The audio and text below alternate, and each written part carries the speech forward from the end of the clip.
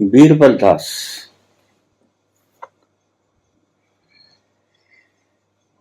मुद्रा क्या है बाबा? योग में मुद्रा क्या है, इसका विस्तार से वर्णन करने का कष्ट करें।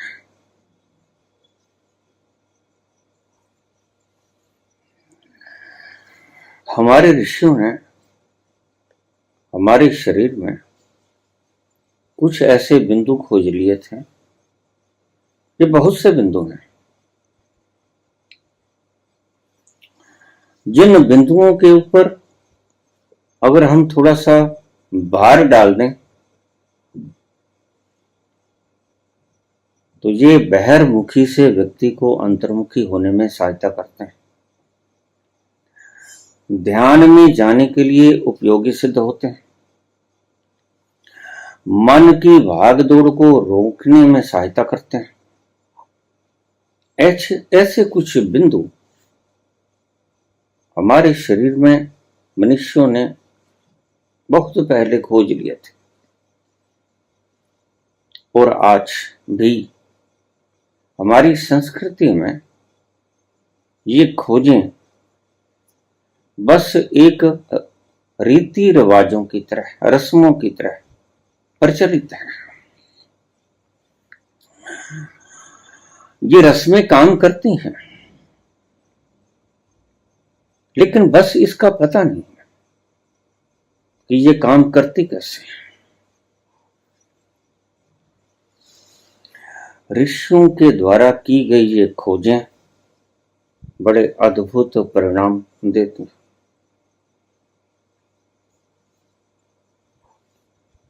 आपने कभी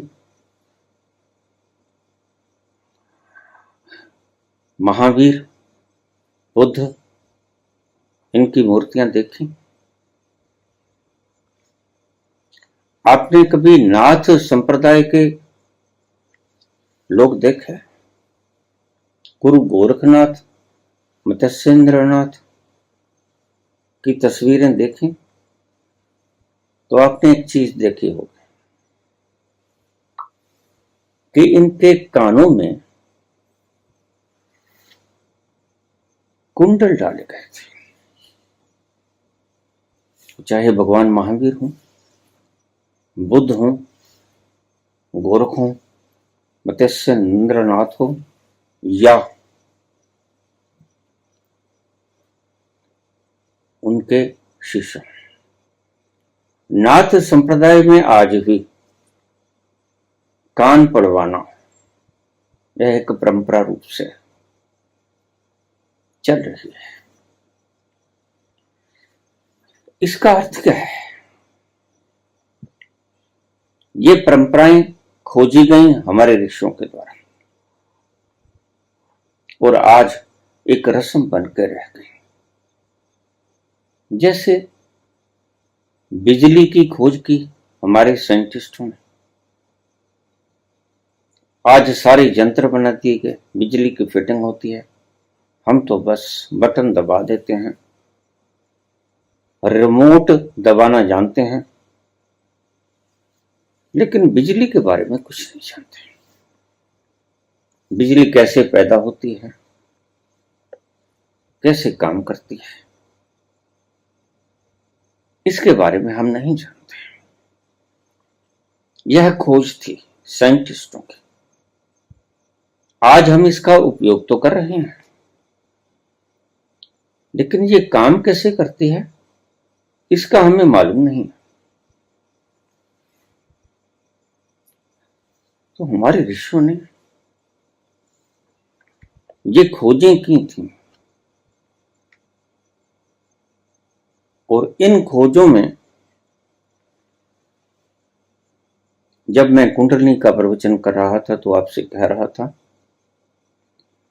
कि नाभि के पास, मूलाधार के पास से 72,000 नाड़ियां जाती हैं और वो शरीर के अलग अलग अंगों को प्रभावित करती हैं, या ऐसे कह लो कि अलग अलग अंगों को संचालित करते हैं। मेरुदंड में से ये 3 नाड़ियां प्रमुख हैं, इड़ा और पिंगला और सुषुम्ना।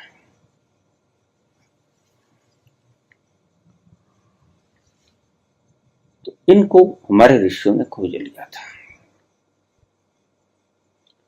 आज की साइंस इन्हें खोज नहीं पाई है।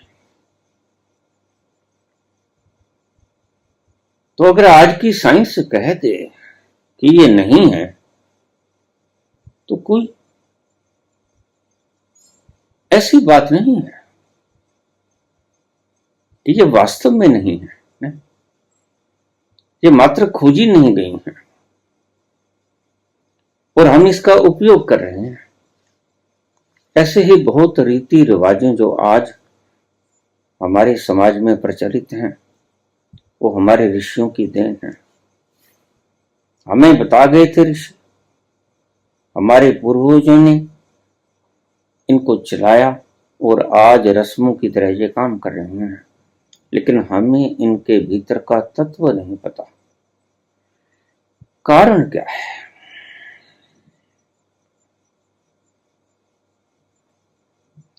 आपने सुना होगा, जब कोई बच्चा शरारत करता है तो टीचर उसके कान खींच देता है। ये कान खींचने में क्या अर्थ?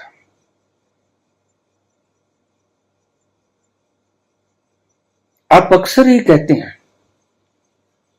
अगर कोई गलत काम करते हैं तो सामने वाला आपसे कह देता, अच्छा तुम कान पकड़ो, और कान पकड़ के माफी मांगो और कहो कि आगे से नहीं करूंगा। बड़ी गहरी बातें। ऋषियों ने इसे खोज लिया था। कान ही क्यों पकड़े, नाक क्यों ना पकड़े? कान ही क्यों पकड़े और कान ही छिदवाए जाते थे? भगवान महावीर के कान देखो, उसमें पड़े गोरख के कानों में कुंडल देखो, भगवान बुद्ध के कानों में कुंडल देखो।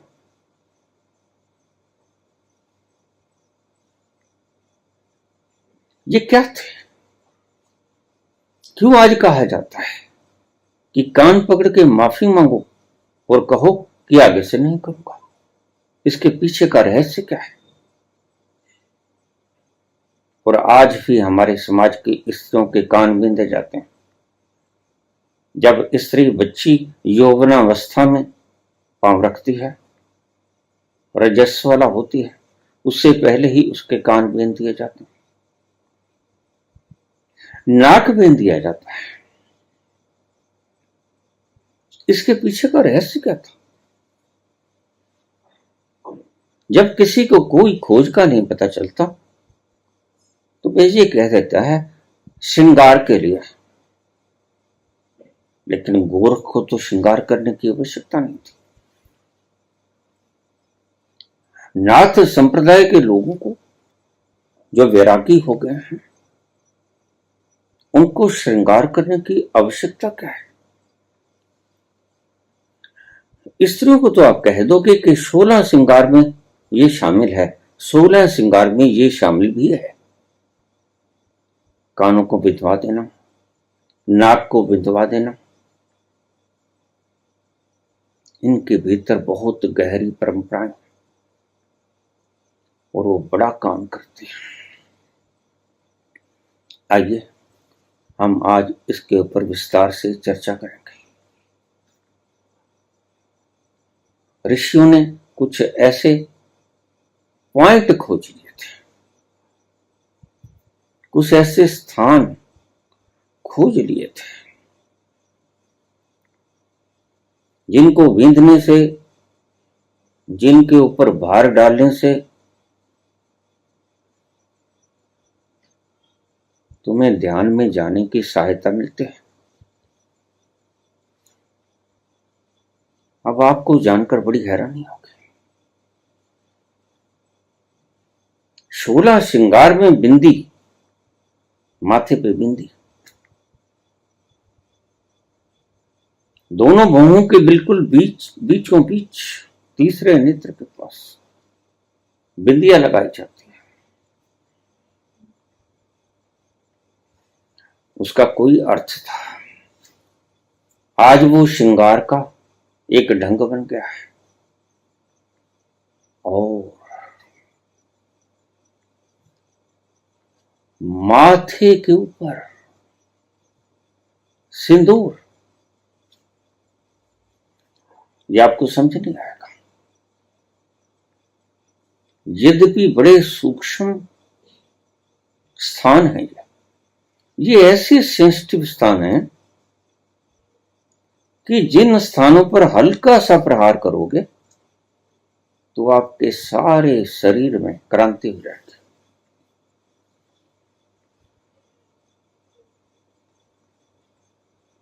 ये मुद्राएं क्या थी? कानों को बिंदवाना एक मुद्रा, नाकों को छिदवाना एक मुद्रा। बहुत सी मुद्राएं और भी हैं जो ऋषियों के द्वारा खोजी गई।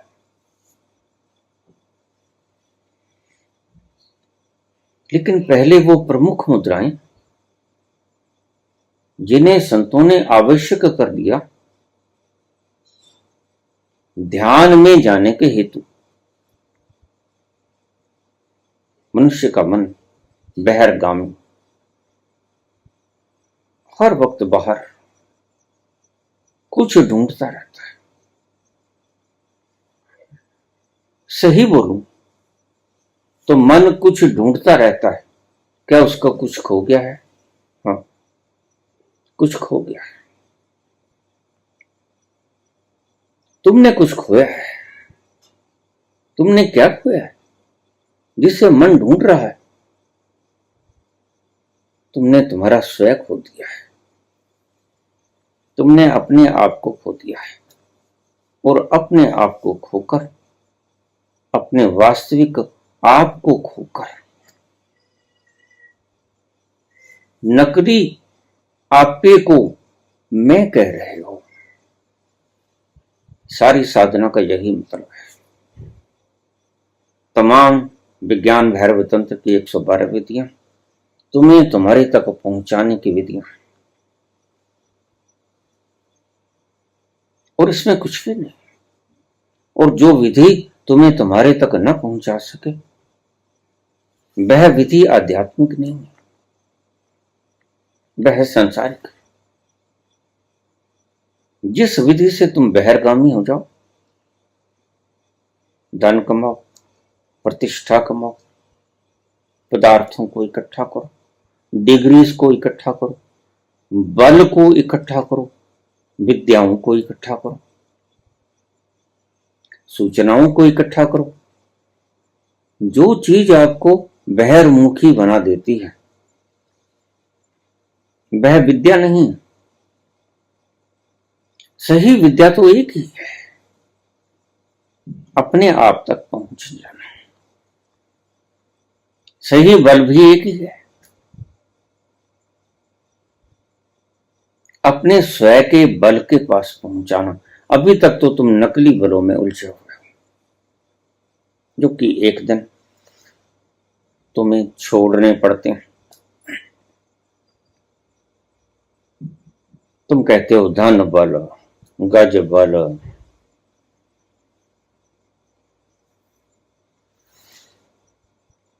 सभी बलों को बल कहते हो। गोधन, इनको धन कहते हो और धन को तुम बल कहते हो। गोधन, गज धन हाथी, बाज धन घोड़ा, और रतन धन खान, हीरे जवाहरात मोती माणक लाल। ये सब तुम्हें बाहर से मिलते हैं और बाहर से कमाए गए इन बलों का भीतर कोई मूल्य नहीं है। ये नेग्लिजिबल है। इनका कोई मूल्य भीतर नहीं। तुम बाहर से ला के इकट्ठा कर लो, लेकिन अंत में मृत्यु तुम्हें बता देती है कि तुम्हारा अपना क्या था। बस मृत्यु को एक पैमाना समझ लेना। जो कुछ यहां तुमने कमाया और यहां ही धरा रह गया, वे तुम्हारा नहीं था। तुमने व्यर्थ ही कमाया। और जो कुछ तुमने कमाया और तुम्हारे साथ गया, वह तुम्हारी सही संपदा है। जो मीरा कहती है, पायो जी मैंने राम रतन धन पायो, पायो जी मैंने राम रतन धन पायो। ये राम रतन को धन कहते हैं, राम को रतन कहते हैं और राम को धन कहते हैं। वो बल क्या है? तुम्हारे बाहर के धन तुम्हारे साथ नहीं जाते। उनको बल समझना एक मूर्खता से ज्यादा और कुछ भी नहीं। और जो गुरुजन तुम्हें बाहर के बल सिखाने की शिक्षा दे, तुम तो पहले से ही तैयार होते हो। इसलिए तुम गुरु ऐसा ही ढूंढ लेते हो जो तुम्हें बाहर से बल इकट्ठा करना सिखाते। और आज ऐसे ही गुरुओं की भरमार। वैसे भी तुम तैयार हो। तुम बाहर की शान और शौकत, बाहर के स्वाद, बाहर के आनंद सुख, तुम्हारा मन सदा ही इसकी खोज में रहता है। उसका गुम चाहे कुछ भी हो गया हो, गुम हो गया है सुख का खजाना, अंतहीन सुख का खजाना तुमने खो दिया है। और उस सुख की तलाश में तुम बाहर से बलों को कमाकर उस खोए हुए धन की परिपूर्ति करना चाहते हो। ये तुम्हारा लक्ष्य है। इसलिए मन को मूढ़ कहा संतों ने। जो गंवाया है वह बाहर से ना मिलेगा। जो गंवाया है वो भीतर से मिलेगा।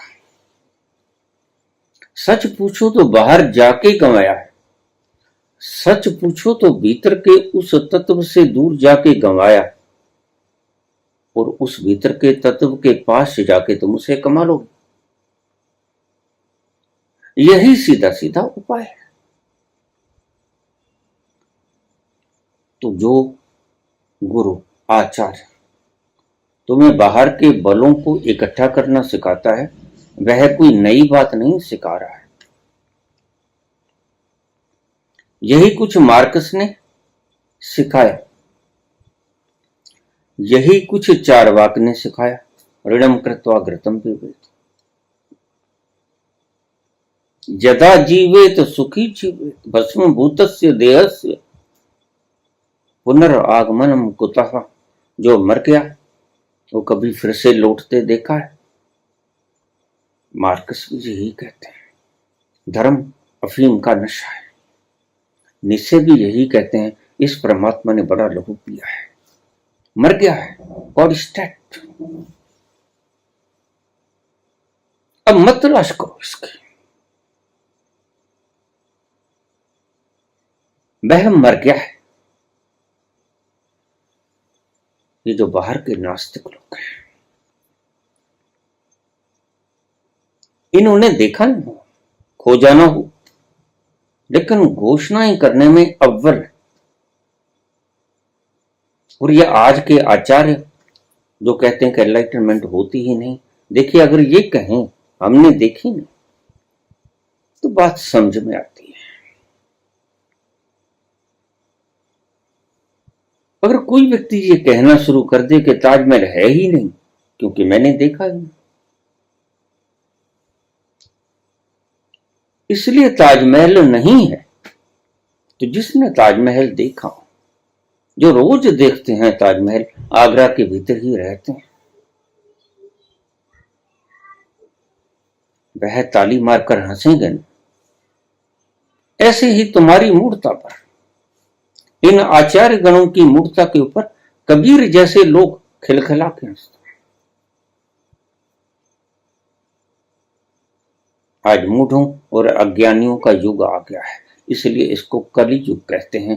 काला युग है, अंधेरा ही अंधेरा है। और तथाकथित आचार्य जिनसे तुम उम्मीद रखते थे कि हमें प्रकाश की कोई टिमट महत दिखाएंगे, वो भी तुम्हें अंधकार के अंधकूप में धकेले जाते हैं। वो भी कहते हैं इकट्ठा कर लो,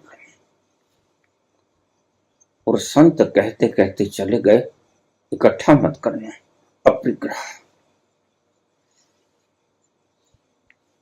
कबीर ने कुछ इकट्ठा नहीं किया, और ऐसे लोग कबीर को मानते हैं, और ऐसे लोग गीता पर टिप्पणी करते हैं, और देखते नहीं कि कबीर ने कुछ जोड़ा नहीं, और उसके सारे काम सदते गए।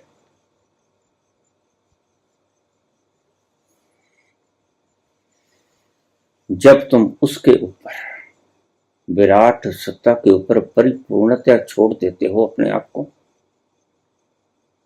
तब तक क्षण वह तुम्हारी कमान संभाल लेता है। तुम जरा अपनी नाव को छोड़ के देखो, नाव की पतवार को उसके हाथ में खुला छोड़ के देखो, तुम किनारे लगते हो या डूबते हो? निश्चित ही अगर तुम चलाओगे तो तुम डुबा दोगे तुम्हारी नाव को। अक्सर सभी की नावें डूब जाया करती हैं, जो खुद चलाते हैं उनकी नावें डूब ही जाती हैं, तुम्हें पता लगे ना लगे।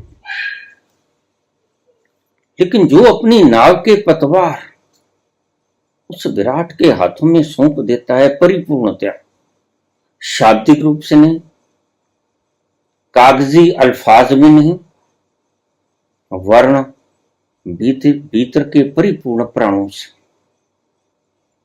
जो अपनी नैया को उसके हवाले कर देता है, उसकी नैया को भगवान खुद संभालते हैं।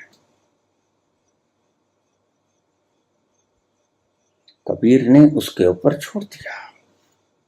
कबीर ने कुछ जोड़ा नहीं, और बुद्ध भी यही कहते हैं अपरिग्रह, और पतंजलि भी यही कहते हैं। सत्य, अहिंसा, अस्तेय, ब्रह्मचर्य, अपरिग्रह, इन 5 महामंत्रों में जो सर्वप्रथम बहुत आवश्यक है। इसलिए सबसे पहले यम के अंदर, योग के 8 अंगों में, यम नियम, आसन, प्राणायाम, प्रत्याहार, धारणा, ध्यान, समाधि में यम के 5 अंगों में सत्य, अहिंसा, अस्तेय, ब्रह्मचर्य, अपरिग्रह। अपरिग्रह शब्द पतंजलि के भी आया, महावीर के भी आया, सत्य, अहिंसा, अस्तेय, ब्रह्मचर्य, अपरिग्रह, बुद्ध के भी आया, और कबीर ने भी कुछ जोड़ा नहीं, और नानक ने भी कुछ जोड़ा नहीं। और तुम कृष्ण के भीतर की हालत को देख नहीं पाते, तुम सिर्फ मोर मुकुट लगाए, हाथों में रत्न जड़ित मुद्रियां पहने, रत्न जड़ित मालाएं पहने, मुकुट लगाए कृष्ण को देख लेते हो, शाहाना पोशाक, लेकिन तुम्हें उसके भीतर के उस तत्व का पता नहीं जो कि हीरे जवाहरातों से निर्लिप्त है। बस जिसको पता चल जाए उस भीतर की निर्लिप्तता का, वो फिर बिल्कुल नग्न हो जाए महावीर की तरह, या शरीर को हीरे मोतियों से ढांप ले कृष्ण की तरह, कोई फर्क नहीं पड़ता। लेकिन मुख्यतः बात, तुम नकल करते हो और तुम चूक जाते हो। तुम कृष्ण की नकल करते हो। इसलिए सिख धर्म में कहा कि बेखादारी मत बनना। उन्हें पता था कि ये नकल है। कृष्ण की तरह तुम रत्न जड़ित मुद्रिकाएं, मुकुट पहन लोगे, शाही पोशाकें पहन लोगे, हाथ में बंसरी ले लोगे, लेकिन ये बेखादारी हो गया। तुमने बेख बना लिया, भीतर से तो कोई परिवर्तन ना आया। परिवर्तन भीतर से होना चाहिए। फिर शरीर के ऊपर के वस्त्र तो छोड़ो, शरीर खुद वस्त्र हो जाता है। तुम शरीर के ऊपर के वस्त्रों की बातों को बहुत गंभीरता से लेते हो, लेकिन महावीर के लिए शरीर ही एक वस्त्र हो जाता है। भगवान कृष्ण ने गीता में कहा, वासांशी जीर्णानि यथा विहाय नवानि गृह्णाति नरो प्राण तथा शरीराणि विहाय जीर्णा अनन्यानि संयाति नवानि देहि। जैसे व्यक्ति अपने पुराने जीर्ण शीर्ण वस्त्रों को त्याग कर नए वस्त्रों को ग्रहण कर लेता है, ऐसे ही आत्मा पुराने जीर्ण शीर्ण शरीर को छोड़कर नए शरीर ग्रहण कर लेती है।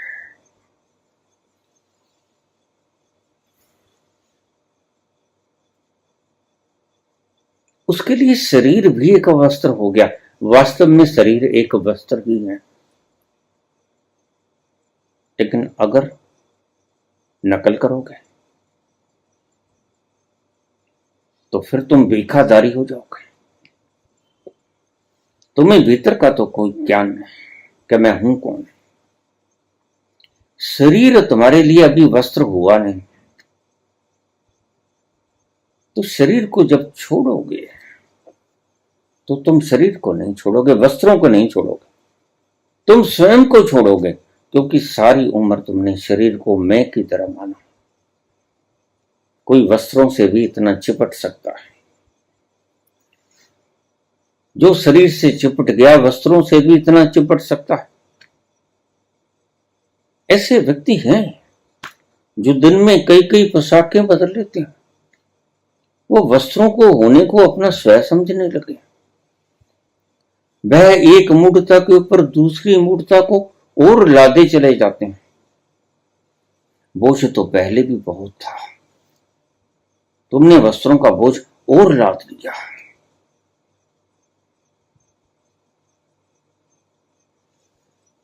तुम्हारा कुछ गुम हो गया है और मन उस गुम हुए तत्व की लगातार पाने के प्रयास में जूझता रहता है। उसे रास्ता सही मालूम नहीं है। उसे ये भी मालूम नहीं है कि उसका खो क्या गया है। इतना पता है कि कुछ खो गया है, क्यों चैन नहीं मिलता, सुकून नहीं आता, खुमारी नहीं घेरती, चित्त प्रसन्न नहीं होता, भीतर कमल नहीं खिलता, आनंद की खुमार में रोम रोम नाचता नहीं, तृप्ति नहीं है। सब है, पदार्थ हैं, निवास स्थान बड़े आलीशान, वाहन है, पुत्र पुत्राती हैं, रिश्तेदार हैं। एक हुक्म से लाखों लोग तुम्हारे साथ चलते हैं, लेकिन कुछ है जो अभी आना बाकी है। सब है, लेकिन फिर भी कुछ कमी है। उस कमी का तुम्हें पता नहीं, ये कमी है क्या। और अगर तुम्हें कमी का पता चल जाए और गंभीरता से वो भीतर उतर जाए कि मेरे पास ये नहीं है, तो फिर तुम बाहर के द्रव्यों की तरफ बहिर्मुखी होने की चेष्टा कम करोगे, धीरे धीरे घटाओगे। जितना बाहर जाते थे पहले, अब तुम थोड़ा कम जाओगे। धीरे धीरे तुम बाहर की बजाय अंतर्मुखी होना शुरू हो जाओगे। बाहर से घटाओगे अपनी इंटेंशन को, भीतर की तरफ उस इंटेंशन को लगाओगे। इसलिए मैंने अपने सूत्रों में आपको पहले भी बताया कि जिन लोगों के पास समय है, अपने कर्तव्य का निर्वहन कर चुके हैं, वो एक छोटे से कमरे में एकांत में बैठ जाए। क्योंकि जब वो संतोख मिलता है, जिसे कबीर कहते हैं खुमारी, संतोख धन, सही धन इसे कहते हैं। मीरा भी इसे ही सही धन कहती है। तृप्ति का धन ऐसा धन है जो नाचने पे मजबूर कर देता है, जो गीत गाने पे मजबूर कर देता है नानक को, और मीरा को नाचने में, चैतन्य को नाचने पे मजबूर कर देता है। वो तृप्ति का धन बुद्ध के पास आता है तो बुद्ध मूर्तिवत हो जाते हैं। जरा भी हिलजुल शेष नहीं बचती, महावीर भी मूर्तिवत हो जाते हैं, शिलावत हो जाते हैं। बस वो खुमारी तुम्हारे पास नहीं, वो मदहोशी तुम्हारे पास नहीं। तो तुम अगर संतों की मदहोशी से आकर्षित होते तो बस तुम समझ लेना कि तुमने खोया क्या है। यही मदहोशी तुमने खोई, यही खुमारी तुमने खोई है। और ये मिले कैसे, बहुत बार बता चुका हूं। यह मिले अंतर प्रज्ञा से, खुद में स्थापित होगा, जिसे भगवान कृष्ण कहते हैं स्थिति प्रज्ञता।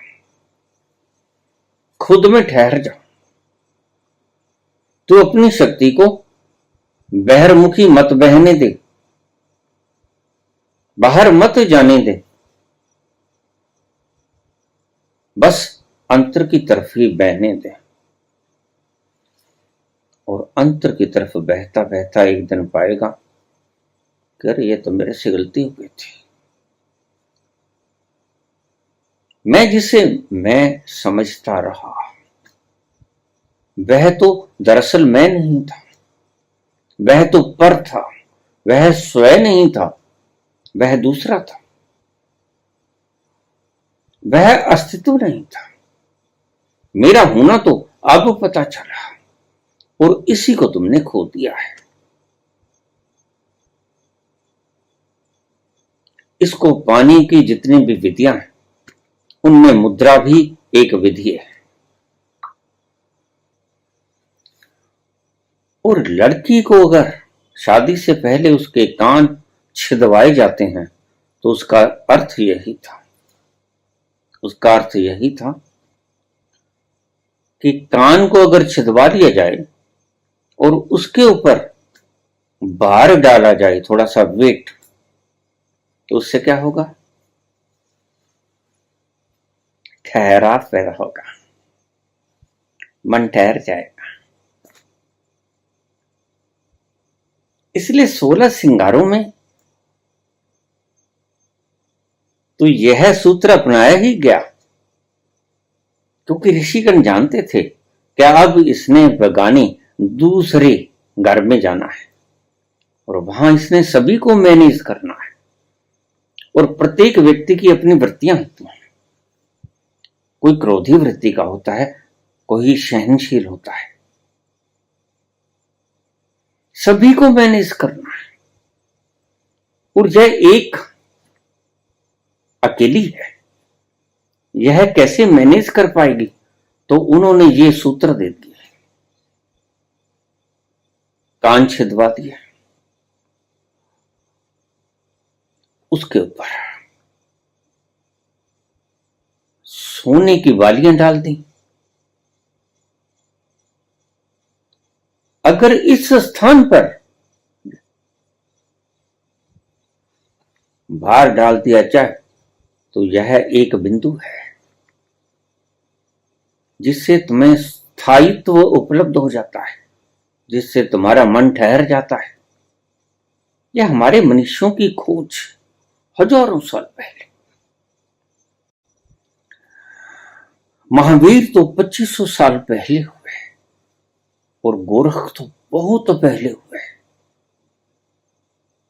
नाथ संप्रदाय गोरख के गुरु मत्स्येंद्र नाथ बहुत पहले हुए। यह 84 सिद्धों की परंपरा, सरहप्पा से नरोपा तक 84 सिद्धों की परंपरा। क्योंकि उस स्थायी तत्व को पाना था जिसे हम भूल गए, उस भीतर के नाथ को पाना था।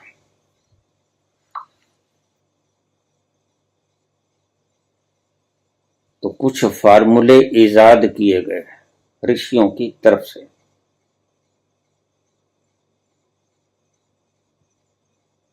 तब ये ऋषियों ने खोज लिया था कि कान के और इस बिंदु के ऊपर, दो बिंदुओं के ऊपर छिद्र कर दिया जाए और इन पर भार डाल दिया जाए तो मन ठहर जाएगा। मन बहिर्मुखी से अंतर्मुखी हो जाएगा। और आपने देखा कि नाथ भी एक तरह के नाथ नहीं होते। जो छल्ले डाले जाते हैं, जो कुंडल डाले जाते हैं, वह पहले मेटल के नहीं होते। वह कुचालक होते हैं, सुचालक नहीं होते। और बाद में सुचालक डाले जाते हैं। कंडक्टर पहले इंसुलेटर होते हैं, क्योंकि भीतर जाना है और भीतर जाने से ही आपको सहनशीलता मिलेगी। और स्त्री को सहनशीलता की बड़ी जरूरत है, क्योंकि वह यह घर छोड़कर जहां उसे लाड प्यार मिला, स्नेह मिला, माता पिता का प्यार मिला, भाई बहन का प्यार मिला, यहां से किसी और अज्ञात स्थान पर जाएगी। वहां का माहौल बिल्कुल अलग होगा। उस सारे माहौल को इसने मैनेज करना है। कैसे मैनेज करेगी? तो इसको कुछ सूत्र दे दो जिससे इसके भीतर स्थायित्व का जन्म हो, ठहराव पैदा हो जाए। ठहराव पैदा कैसे हो? यह ऋषियों ने खोज लिया था। अगर कान के इन लटकते हुए स्थान को बेंध दिया जाए और इस पर सुचालक धातु का भार डाल दिया जाए तो मन ठहर जाएगा। दूसरा बिंदु था माथा, तीसरा नेत्र। प्रत्येक व्यक्ति के, स्त्री पुरुष के, तीसरे नेत्र का स्थान अलग अलग होता है, थोड़ा आगे पीछे। यह गुरु बता सकता है। गुरु आपके माथे पर हाथ रखकर खोज लेगा, जहां उसे खिंचाव महसूस होगा वो बता देगा कि तुम्हारा केंद्र बिंदु यह है। तीसरा नेत्र तुम्हारा इस स्थान पर है। इस स्थान पर थोड़ा सा दबाव डालता हूं तो बिंदिया लगाती गई। बिंदिया लगा के इस स्थान पर परमानेंट भार डाला गया। ये नस दबी रहे। पहले जमाने में तीसरे नेत्र को जागृत करने के लिए इसको थोड़ा सा कुरेदा भी जाता था। हल्का सा स्ट्राइक भी दिया जाता था, लेकिन वो लोग चले गए। आज ऐसी मूर्ता मत करना, गुरु भी ऐसा कर सकता है, उसको तुम्हारे नेत्र का स्थान पता है। इसीलिए जिसे आज तुम श्रृंगार कहते हो, श्रृंगार नहीं, वह वास्तव में दूसरे घर को मैनेज कैसे करे, दूसरे व्यक्ति के साथ रहेगी, जाना नहीं, पहचाना नहीं, उसकी फितरत नहीं पता, उसके साथ जीवन भर का साथ है, कैसे बैलेंस करे। तो यह बिंदिया भार देना होता था तीसरे नेत्र पे, यह दूसरा स्थान था। तीसरा स्थान था ये कपाल, माथे के बिल्कुल ऊपर का स्थान, वहां भी भार देना था। और ये इतने सेंसिटिव पॉइंट हैं कि सिंदूर का भार तो बहुत ज्यादा हो जाता है। अगर आप इन स्थानों पर किसी व्यक्ति को घूरना भी शुरू कर दो,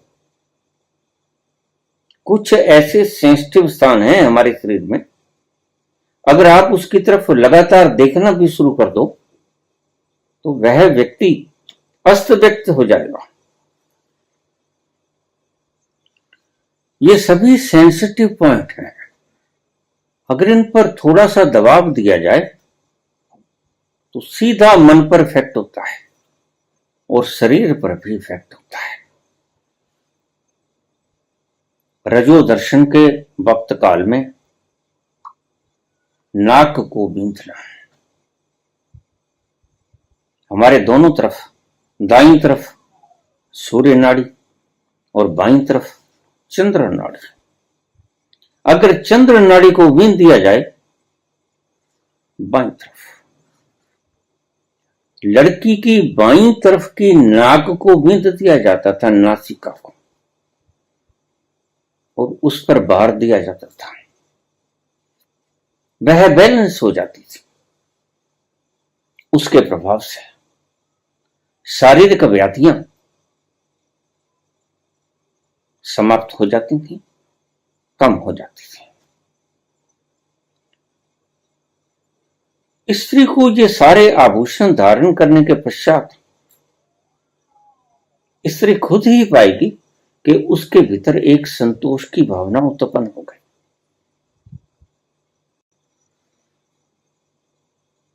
तो जहां से माथा खत्म होता है वहां पर जो आखिरी बिंदु है वो सेंसिटिव है।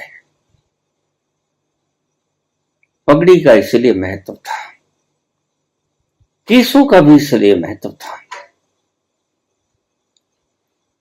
कि ये सारा सिर का पोर्शन ये बड़ा सेंसिटिव है। बच्चों के सिर के पोर्शन के ऊपर आपने लगातार नाड़ियों की उठक बैठक देखी होगी, धड़कता हुआ दिल देखा होगा आपने।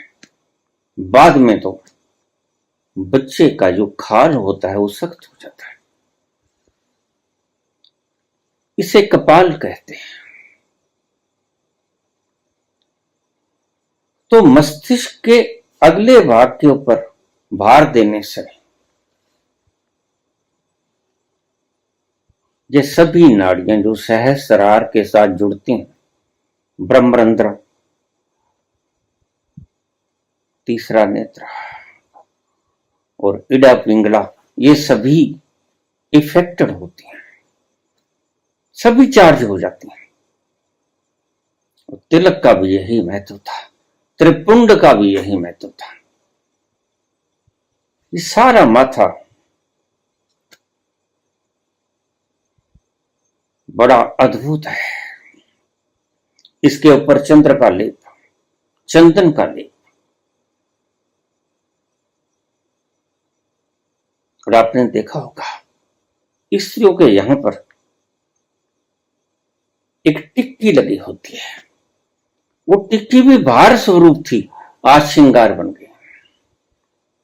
यानी इस माथे के ऊपर ज्यादा से ज्यादा हल्का भार देना है। व्यवहार चाहे तिलक का हो, चाहे सिंदूर का लेपन हो, चाहे कोई भी लेपन हो, हल्दी का लेपन हो, पीले चंदन का लेपन हो, लेकिन इसके ऊपर भार देना है। और जो पुरुष सिख धर्म में केस और पगड़ी क्यों बांधी गई? क्योंकि उससे सारे इस तंत्र के ऊपर हल्का सा दबाव पड़ता है, और ये हल्का सा दबाव व्यक्ति को स्थायित्व प्रदान करता है। इसलिए आप गौर से देखना, जिस व्यक्ति के सिर के ऊपर पगड़ी होगी उसके चेहरे पे एक प्रकार का अलग प्रकार का स्थायित्व पाओगे। जरा गौर से देखना, पहचान होने की कला होनी चाहिए आपके भीतर। इसलिए सिख सरदार जो पगड़ी बांधते हैं, तो हमारे ऋषियों ने हमें अनुपम देन दे के गए। यह कपड़े का भार, यह पगड़ी का भार, और कहा गया कि इसे उतारना मत, क्योंकि संसार में जाओगे तो बड़े काम आएगी। यहां थोड़ा सा टेम्परेचर कम होना चाहिए। एक बात आपको समझा दूं, जहां जहां परमात्मा ने हमें शरीर के ऊपर बाल दिए हैं, वहां का टेम्परेचर प्रकृति चाहती है कि कम। सीधा सा आपको मैंने इसका फार्मूला बता दिया है। चाहे हमारी काखों में हो, आपने देखा जब डॉक्टर बच्चा होता है, छोटा बच्चा, उसका तापमान, बॉडी टेम्परेचर मुख में थर्मामीटर रखकर नहीं नाप सकता, तो काख के अंदर थर्मामीटर को दबाता है और 1 डिग्री कम होता है काख में। उसका क्या कारण है? शायद तुमने कभी नहीं सोचा होगा, शायद डॉक्टर ने भी नहीं सोचा होगा।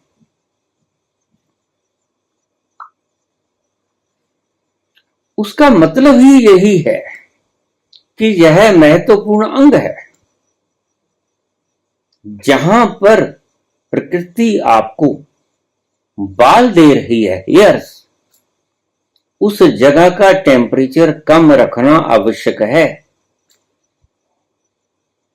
आदमी और स्त्री के गुप्तांगों पे बाल होते हैं, काखों में भी बाल होते हैं, सिर के ऊपर बाल होते हैं। कारण क्या है? वहां का टेम्परेचर 1 डिग्री कम होता है।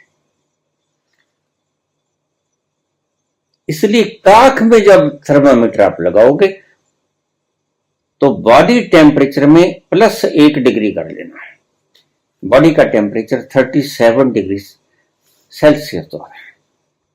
अगर आपको तापमान यहां 35 मिलता है तो 36 है,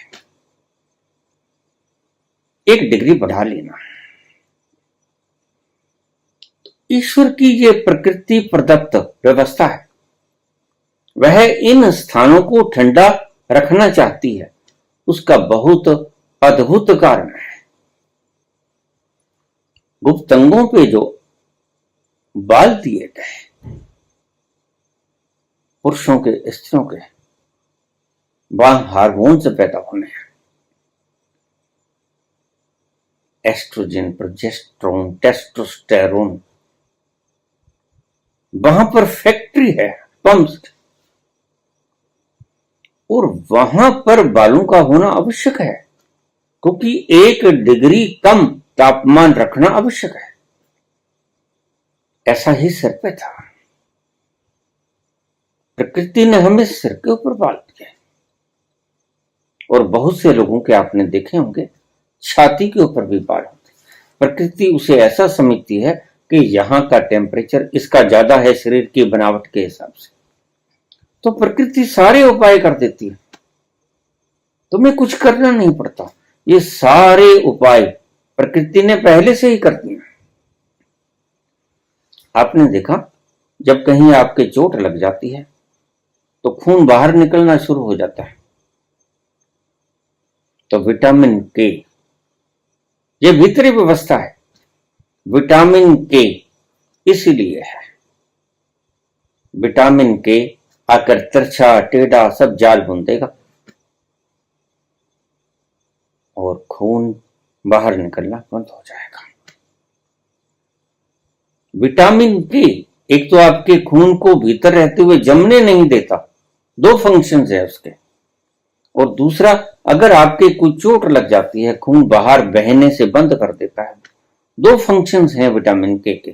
तो ये सारी ईश्वरीय प्रणाली, सभी हार्मोन्स का पैदा होना और बहुत कुछ ऐसे जबरदस्त मशीनरी परमात्मा ने बनाई है, ये भीतर की व्यवस्था को देखकर आप हाथ जोड़ने पे मजबूर हो जाते हो कि इतनी महीनतम व्यवस्था कोई कारीगर ही कर सकता है, अपने आप नहीं पैदा होगी। इतनी महीन व्यवस्था देखकर सर झुक जाता है। जैसे जैसे खोजें होंगी साइंस की, और जितनी बारीकी में साइंस जाएगी, हो जाएगी नास्तिक, होना चाहिए आस्तिक। आज एक फोटो को लाख किलोमीटर के ऊपर भेजना हो, एक क्षण में पहुंच जाएगी। एक चिट्ठी जहां वर्षों में पहुंचती थी, वहां बटन दबाते ही व्हाट्सएप रंगों समेत आपकी पूरी चिट्ठी को वहां पहुंचा देगा, तस्वीर को पहुंचा देगा। ये क्या है? तुमने खोजा है, ध्यान रखो। You are just a inventor, not creator. Creation किसी ने किया होगा। और ये जो तुमने नियम खोजे कि ऐसे ऐसे व्हाट्सएप चलेगा, ये परमात्मा की सृजना में विद्यमान थे। तो सारे मेटल्स, मटेरियल्स परमात्मा ने बनाए थे, प्रकृति ने बनाए थे। तुमने खोज लिए बस, और तुमने कुछ नहीं किया। और बड़े दुखद बात है कि साइंस इन खोजों को खोज कर गौरवान्वित होती है और अध्यात्म इन खोजों को देखकर नमित होता है। हे प्रभु, तेरी व्यवस्था में, सृष्टि की प्रणाली में इतना महीन, इतनी सूक्ष्मतम व्यवस्था। जैसे जैसे साइंस खोजती जाएगी, नास्तिक से नास्तिक होती जाएगी। और जैसे जैसे ऋषियों ने खोजा, ये खोजें थीं ऋषियों की, वैसे वैसे उनका सर झुकता गया, नमन होते चले गए, हाथ जुड़ते चले गए कि इतनी महीन प्रणालियों को बनाने वाला अवश्य ही कोई होगा। और यहीं से अध्यात्म की यात्रा शुरू होती है। अगर आपको कोई संचालक नजर आ जाए किसी चीज में, कोई बनाने वाला क्रिएटर समझ आ जाए किसी चीज में, साफ साफ, तो आपकी यात्रा शुरू हो जाती है और आप बेधड़क होकर उस पर छोड़ सकते हैं अपने जीवन की नैया को। जैसे मेरे जीवन की नैया चली, मैंने कहानी आपको बहुत बार सुनाई, मेरी बायोग्राफी के अंदर ये ट्रेन की कहानी।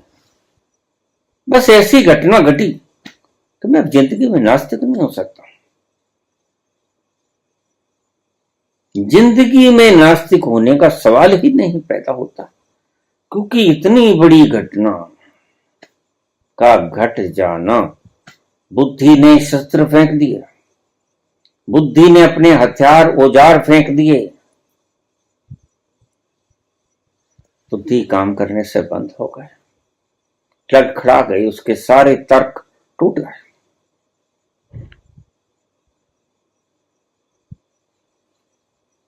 तो मनुष्यों ने परमात्मा के ऊपर सब कुछ छोड़ा, खोज कर छोड़ा। उसकी मौजूदगी को एहसास करके छोड़ा। लेकिन आप उनको देखकर छोड़ दो जिन्होंने परमात्मा के ऊपर डोरियां छोड़ी, और परमात्मा के ऊपर डोरियां छोड़ी और उनके सारे काम परमात्मा की कृपा से होते ही चले गए। उनको देखकर छोड़ दो, क्योंकि अभी तो आपको कुछ पता नहीं। बस गुरु का यही काम है कि आपकी शुरुआत किसी तरह करवा दे, आपके मैं की पकड़ को हल्का करके आपसे अपने मैं से निजात दिला दे। गुरु का यही काम है। गुरु के जीवन की शैली को देखकर यह कैसे जीता है, आप गौर से देखना। गुरु कैसे जीता है, गुरु कैसे चलता है, क्या पहनता है, क्या खाता है, क्या इसका शौक है, कैसे जीवन की नैया को चलाता है, तो आपके शीश झुकते ही चले जाएंगे। जैसे गुरु का शीश झुका, उस विराट की तरफ कुछ देखकर झुका, अन्यथा मन तो भोगना चाहता है, अन्यथा इंद्रियां तो भोगना चाहती हैं। मन इंद्रियों के द्वारा सारे भोगों को, संसार को भोग लेना चाहता है। लेकिन क्यों गुरु ने त्याग दिया सब कुछ? कारण क्या है? कोई पागल भी नहीं हुआ है, समझ दिखती है। फिर इसे हुआ क्या है? इसने कुछ देख लिया है, किसी अपरा शक्ति को चख लिया है, किसी पराभूतक शक्ति को पहचान लिया है, अपने अनुभव में बिल्कुल सत्य सत्य उतार लिया है। इसे कहते हैं आस्तिकता। लेकिन आपको एक बार गुरु की तरफ देखकर चलना होगा। गुरु के चलने, बोलने, क्रियाकलाप, खाना, टहलना, पहनना, सब कुछ देखना होगा। फिर आपको ये भी देखना होगा कि इसने ऐसा किया क्यों। कारण, जब आपकी बुद्धि कोई तर्क देने में असमर्थ हो जाए तो आपका तर्क टूट जाएगा, और तर्क टूटते ही आपका सिर झुक जाएगा। जैसे ही बुद्धि काम करना बंद कर देती है, वैसे ही हृदय का चक्र काम करना शुरू कर देता है। वो जैसे हृदय की भावनाएं बंद हो जाती हैं, वैसे ही तीसरा केंद्र है रहस्य का। ये 3 केंद्र मैंने पहले भी बताए। एक बुद्धि का केंद्र है जो तर्क से चलता है, एक हृदय का केंद्र है जो कोमल भावनाओं से चलता है, और उसके आगे एक रहस्य का तल है। उस रहस्य के तल को आपने जाना नहीं। और आध्यात्मिकता शुरू ही तब होती है जब आप उस रहस्य के केंद्र में एक बार थोड़ी सी एक बूंद का स्वाद चख लेते हो, तो आपकी आध्यात्मिक यात्रा शुरू हो जाती है। जो लोग भी आध्यात्मिक यात्रा को शुरू किए, उन्होंने कोई एक बूंद चखी, चाहे महावीर हूं, चाहे बुद्ध हूं, मीरा हूं या कबीर हूं, नानक हूं या रैदास हूं, उन्होंने कोई बूंद चखी, बस फिर वो दूसरे रास्ते पे पलटी खा गए। फिर वो अपने अपने काम कर रहे हैं और प्रभु का गुण गा रहे हैं। सब्र सबूरी उनके भीतर घर कर गई है। तो ये सारे कान के ऊपर बोझ डाल रहे हैं। हम तौबा करवाते हैं कि कान को पकड़ो, लेकिन हम इसका अर्थ नहीं समझ पाए। कानों का ये निचला हिस्सा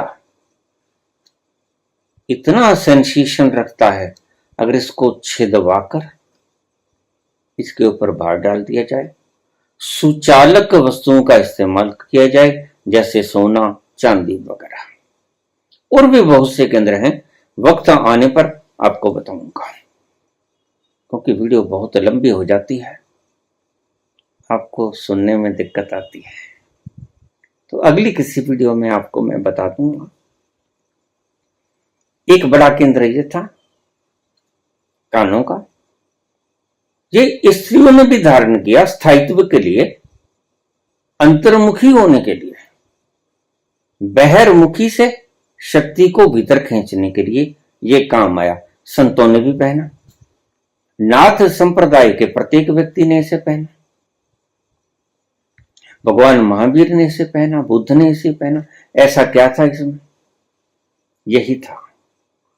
यहां पर बड़ा सेंसिटिव पॉइंट है, जिसके ऊपर भार डालने से स्थायित्व आता है, मन का ठहराव शुरू हो जाता है, और ये भार लगातार पड़ना चाहिए, ये ध्यान रखना।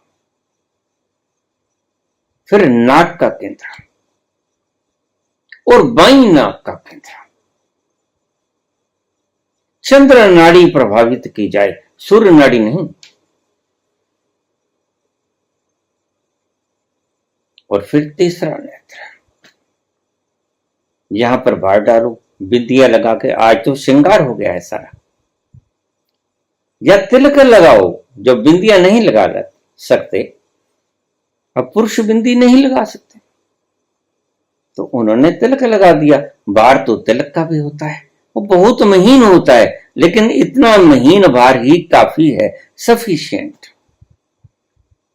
और फिर इस स्थान पर जहां से कपाल शुरू होता है, यहां पर सिंदूर।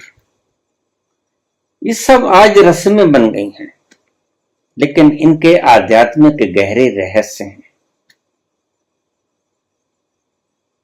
और फिर माथे के ऊपर सारा भार चंदन का भार होता है, वो पीला चंदन हो, सफेद चंदन हो, कोई बात नहीं, लेकिन सारे माथे के ऊपर थोड़ा भार दे देना, क्योंकि जो भी है उसके ऊपर भार। सिर के ऊपर पगड़ी, श्रृंगार की व्यवस्था, वो टिकिया जो स्त्री ने पहनी, जो पुरुषों ने, पुराने पुरुष आपने देखा होगा, बाल रखते थे जूड़े की तरह और सिर के ऊपर पगड़ी बांध लेते थे। मुझे बहुत व्यक्ति पूछते हैं कि आप सिर को ढक के रखते हैं, इसका कारण है अब बाल उठ गए हैं, हंसो मत। तो फिर मैं नकली बाल रख लेता हूं, क्या करूं? थोड़ा सा दबाव देना जरूरी है, इससे स्थायित्व बना रहता है। यह हमारे मनीषियों ने खोजा था। इसके और भी बड़े फायदे हैं,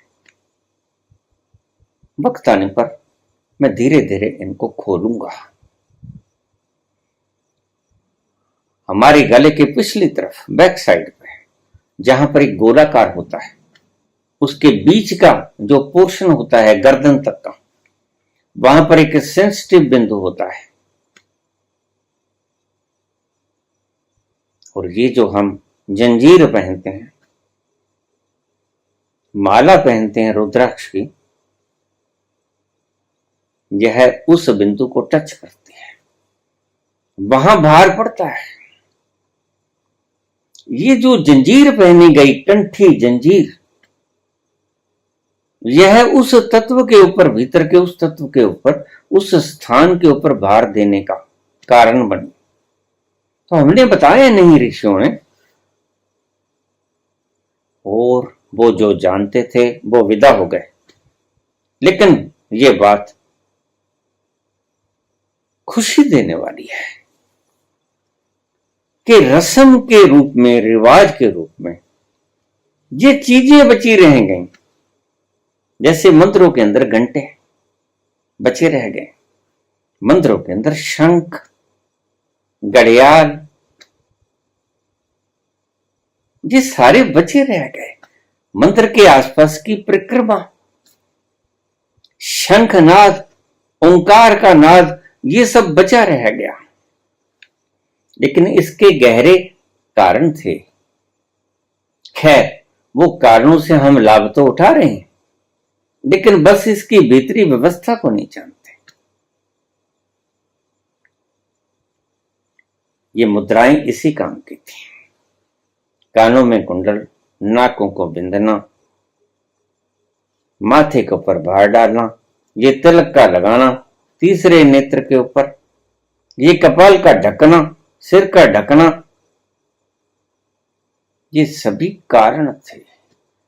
आज कुछ खोज लिए गए हैं, कुछ अभी खोजने बाकी हैं। इससे ठहराव आता है। तुम अपने आप में मस्त रहना शुरू कर दोगे, अपना काम भी करोगे और भजन भी गाओगे। प्रभु सिमरन का आनंद भी लोगे। जब तुम्हारा मन ठहरता है तो भीतर से गायन पैदा होता है। ठहरा मन गाता है, चलता मन चिल्लाता है। आप चिल्ला रहे हो, बाबा नानक गाते हैं, कबीर गाते हैं। ना कछु लेना, ना कछु देना, ना कछु लेना, ना कछु देना, ना कछु लेना, ना कछु देना।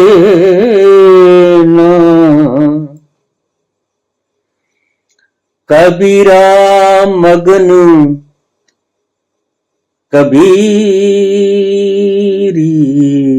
में मनड़ो लागो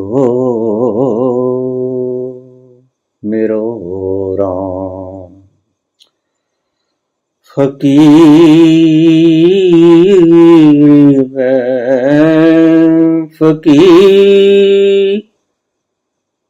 फकीरी में मनड़ो लाग्यो मेरो राम। जो सुख पायो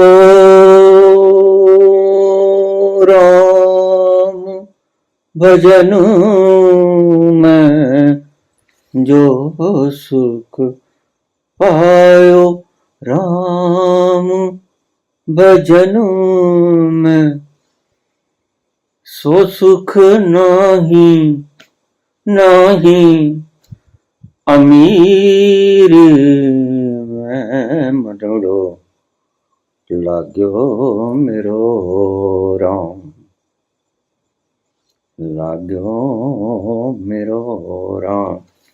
मस्ती से झूमता हुआ जीरा गाता है और मस्ती के बिना जीरा चिल्लाता है। अभी तो आप चिल्लाने की सूरत में थोड़ा कबीरे में आ जाओ, थोड़ा अपने आपे में आ जाओ। इन मुद्राओं को अपनाओ, ये सहायता करेंगे। और भी बड़े ढंग हैं अपने आपे में आने के।